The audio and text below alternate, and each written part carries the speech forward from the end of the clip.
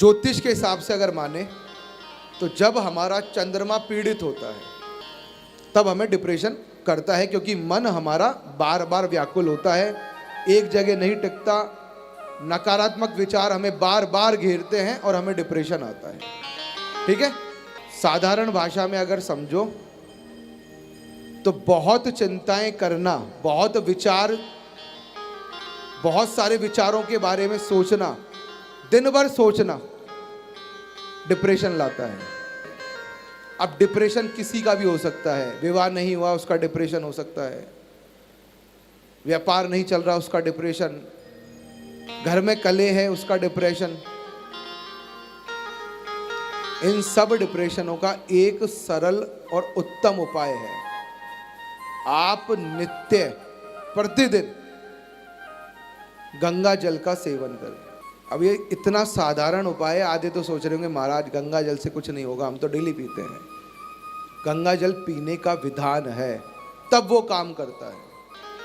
आप जब गंगा जल में ऊपर से जल डालते हैं वो मदिरा बन जाती है, गंगा जल नहीं बनता।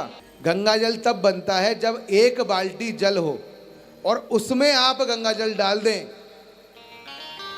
गंगा जल डालोगे तब गंगा जल बनेगा, साधारण पानी जब डालोगे तो वो गंगा जल नहीं बनेगा। यही तो आप लोग नहीं समझते हैं, तब वो काम नहीं करती हैं चीजें। दूसरा, गंगा जल कभी भी प्लास्टिक की बोतल में नहीं रखें।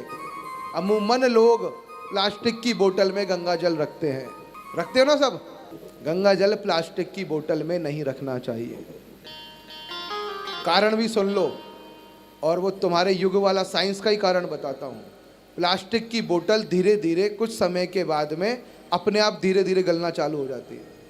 गंगा जल सदैव या तो आप कांच में रखें, कांच की बोतल के अंदर, या फिर पीतल या शुद्ध किसी के पास कांसे का कोई बर्तन हो तो उसमें रखो, फिर उसको पी के देखो, आपको पता लगेगा कितना प्रभाव देता है।